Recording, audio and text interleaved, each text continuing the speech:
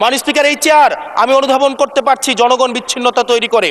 এই সংসদে বসে, এসি রুমে বসে, এসি গাড়িতে চলে, মিনিস্ট্রির এসিতে বসে, বাসার মধ্যে 24/7 আনইন্টারাপ্টেড ইলেকট্রিসিটির মধ্যে থেকে জনগণের সমস্যা বোঝা যায় না। এই জন্য এই সংসদে যখন আমরা দাঁড়াই, আমরা জনগণের সমস্যা অনুধাবন করতে পারি না।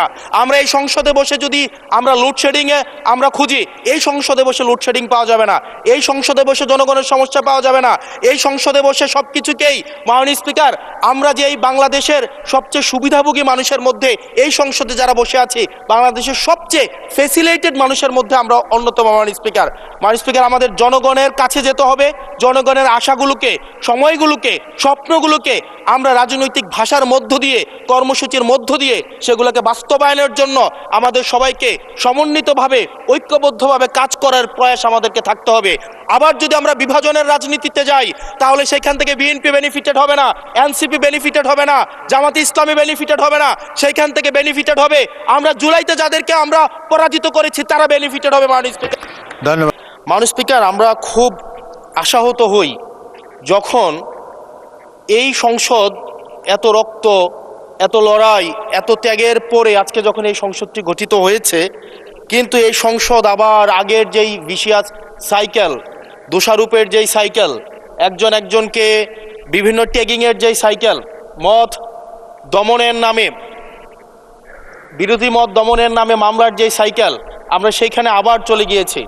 ক্যাম্পাসগুলো আবার আনরেস্টের দিকে যাচ্ছে, অস্থিতিশীল পরিবেশ সৃষ্টি হচ্ছে, বিরোধী দল মত দমনের জন্য মামলা করা হচ্ছে, প্রতিমন্ত্রীকে ফেসবুকে লেখার কারণে বাসা থেকে তুলে নিয়ে আসা হচ্ছে, হুইপকে সমালোচনা করলে বাসা থেকে তুলে নিয়ে আসা হচ্ছে। আবার আমরা আগের সংস্কৃতিতে আমরা চলে যাচ্ছি, যেখানে মাননীয় প্রধানমন্ত্রী নিজে কার্টুন শেয়ার করে বিভিন্ন স্যাটায়ার, বিভিন্ন মকারিকে প্রমোট করছে, বিরোধী মতকে প্রমোট করছে। সেইখানে এই সংসদ গঠিত হওয়ার পর থেকে আজকে পর্যন্ত 9টা ঘটনা ঘটেছে, যেখানে মত প্রকাশের জন্য আজকে বাসা থেকে তুলে নিয়ে আসা হয়েছে। মাননীয় স্পিকার, আমরা মত প্রকাশের স্বাধীনতা চাই। মত প্রকাশের স্বাধীনতা আগেও ছিল, মত প্রকাশের স্বাধীনতা আওয়ামী লীগের সময় ছিল, তবে সেটা সহমত প্রকাশের স্বাধীনতা। আমরা এই পার্লামেন্টের পরে আমরা শুধুমাত্র মত প্রকাশের স্বাধীনতা নয়, আমরা দ্বিমত প্রকাশের স্বাধীনতা চাই। আমরা এখানে দাঁড়িয়ে মাননীয় প্রধানমন্ত্রীর সমালোচনা করতে চাই, আমরা নির্ভয়ে ফেসবুকে আমরা ব্যাকস্পেস ব্যবহার করতে চাই না। কিন্তু আবার একটা ভয়ের পরিবেশ সৃষ্টি করা হচ্ছে, আবার একটা আতঙ্কের পরিবেশ সৃষ্টি করা হচ্ছে। আমরা দেখলাম সিলেক্টিভ এক ধরনের বিরোধিতার পরিবেশ তৈরি করা হচ্ছে। আমাদের সমাজের যারা গ্রহণযোগ্য এক ধরনের পলিটিক্যালি এলিট শ্রেণীর নারীদেরকে নিয়ে যখন সমালোচনা করা হয়, তখন সেটাকে নারীদের বিরুদ্ধে এটাকে বিবেচনা করা হয়। কিন্তু যারা পলিটিক্যালি পিছিয়ে পড়া জনগোষ্ঠী রয়েছে, গার্মেন্টস কর্মী রয়েছে, যারা হচ্ছে এই দেশের অর্থনীতির চাকাকে সচল করার জন্য রাত দিন পরিশ্রম করে যাচ্ছে, গ্রামগঞ্জের নারীরা, মায়েরা যারা রাত দিন পরিশ্রম করে যাচ্ছে, তাদেরকে যখন স্লাট শেম করা হয়, গালি দেওয়া হয়, সেটাকে আমরা নারী বিরোধিতা হিসাবে আমরা সেটাকে আমলে নেই না। এই ধরনের সিলেক্টিভ নারী বিরোধিতা করা, এই ধরনের সিলেক্টিভ নারী সমালোচনা করার যেই ধরনের প্রবণতা রয়েছে, সেই জায়গাগুলো থেকে মাননীয় স্পিকার আমাদেরকে বেরিয়ে আসতে হবে। মাননীয় স্পিকার, আজকে ক্যাম্পাসগুলোতে আবার এক ধরনের অস্থিতিশীলতা তৈরি করা হচ্ছে। আমরা যখন, আমি ইউনিভার্সিটি থেকে 2022 সালের অক্টোবরে ইউনিভার্সিটি থেকে এসেছি, আমাদের সময় গ্যাস্ট্রোম গণরুমের কালচার ছিল।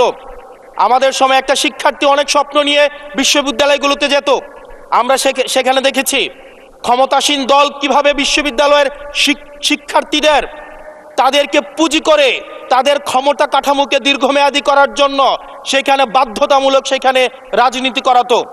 আজকে সেখানে বিশ্ববিদ্যালয়গুলোতে আবার গ্যাস্ট্রোম গণরুম কালচার চালু করার প্রয়াস শুরু হয়েছে, আবার সেইখানে বাধ্যতামূলক রাজনীতির কালচার শুরু করা হচ্ছে।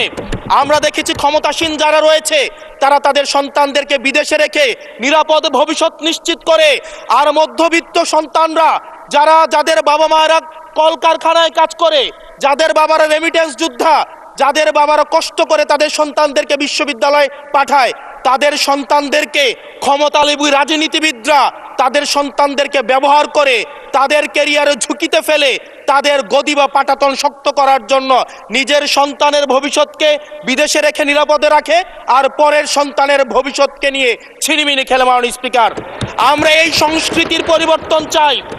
আমরা চাই বিশ্ববিদ্যালয়গুলো শুধুমাত্র নেতা তৈরির হাতিয়ার হবে না।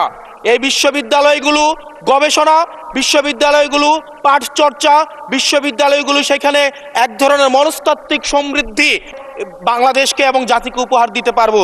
কিন্তু অত্যন্ত দুঃখজনক বিষয়, আজকে বিশ্ববিদ্যালয়গুলো শুধুমাত্র নেতা উৎপাদন করার এক ধরনের বিশেষ সার্কেলে পরিণত হয়েছে। মাননীয় স্পিকার, এই ৩৬ জুলাই এই তরুণ প্রজন্মকে কি দিয়েছে? বক্তব্যের শুরুতে অনেককে স্মরণ করে আমরা ৩৬ জুলাইয়ে, এই জুলাইতে যারা আহত হয়েছে, ১৭ বছর ধরে যারা নির্যাতিত নিপীড়িত হয়েছে, তাদেরকে স্মরণ করতে আমরা লজ্জা পাই। মাননীয় স্পিকার, তাদেরকে মুখ দেখানোর আমাদের জায়গা নাই, আমরা তাদেরকে কিছুই দিতে পারি নাই। আমরা একটা কাঠামোগত পরিবর্তনের জন্য আমরা আজকে এই সংস্কার, আমাদের কাঠামোগত পরিবর্তনের জন্য আজকে আপনাদের এই লড়াইটা ছিল, এই সামগ্রিক হাউজের লড়াই ছিল। আমি চ্যালেঞ্জ করে বলতে পারি, যদি 2009, 10, 11, 12, 13, 14 সালে আমি সংসদে বসে কিছুক্ষণ আগে আমি 2009 সাল পরবর্তী থেকে 12 সাল পর্যন্ত যেই সংসদের যে বিতর্কগুলো ছিল, আমি বিতর্কগুলো পড়ার চেষ্টা করছিলাম। মাননীয় স্পিকার, যদি আজকে এটা 2014 সালের সংসদ হতো, আর যে সংস্কার প্রস্তাবগুলো এই পাশ থেকে দেওয়া হয়েছে, ঐকমত্য কমিশন থেকে দেওয়া হয়েছে, এই সংসদের একজনকেও খুঁজে পাওয়া যেত না যে এই সংস্কারের বিরুদ্ধে অবস্থান নিত। আজকে মানবাধিকার কমিশনকে ল্যাপস করে দেওয়া হয়েছে। মানবাধিকার কমিশনকে ল্যাপস করা হয়েছে, বারবার করে বলা হচ্ছে আরো শক্তিশালীভাবে মানবাধিকার কমিশন নাকি উত্থাপন করা হবে। আজকে পুলিশ সংস্কার কমিশন, আজকে অর্ডিন্যান্স সেখানে বাতিল করে দেওয়া হয়েছে, বলা হচ্ছে আরো পুনর্বিবেচনা সাপেক্ষে সেখানে এই সংসদ উত্থাপন করা হবে। মাননীয় স্পিকার, যদি সেটাকে সবকিছুই তো সংশোধনের মধ্য দিয়ে যাচ্ছে, যদি এটা নিয়তটা যদি সহি থাকতো, ওয়েল ইন্টেনশন যদি থাকতো, এই অর্ডিন্যান্সটাকে এখানে গ্রহণ করে পরবর্তীতে কিন্তু সংশোধন করা যেত। মাননীয় স্পিকার, মাননীয় সদস্য, আপনার সময় 2 মিনিট বাড়িয়ে দেওয়া হলো, 2 মিনিটে শেষ করুন। Thank you. মাননীয় স্পিকার, আজকে সরকারি দল, বিরোধী দল, এই সরকারি দল এবং বিরোধী দল একটা আপেক্ষিক বিষয়। আপনারা এই পাশে ছিলেন, এখন সময়ের পরিক্রমায় ওই পাশে গিয়েছেন, আমরা এই পাশে আছি। যদি জনগণ চায়, আমরা যদি মানুষের ম্যান্ডেট নিয়ে এগিয়ে যেতে পারি, তাহলে সময়ের পরিবর্তনে এই সিট পরিবর্তন হবে। আমি আপনাদের সবাইকে আহ্বান জানাবো, প্রজন্মের ভাষাকে অনুধাবন করার চেষ্টা করুন। এটা আমি আমার নিজেকেও বলবো, প্রজন্মের ভাষাকে পড়ার চেষ্টা করুন। আমাদের প্রধানমন্ত্রী যিনি আছেন, মাননীয় প্রধানমন্ত্রী, ওনার সন্তান যেই প্রজন্মের, আমরা একই প্রজন্মের, আমাদেরকে ধারণ করার চেষ্টা, আমি চাইবো আপনারা সবাই আমাদেরকে ধারণ করার চেষ্টা করবেন।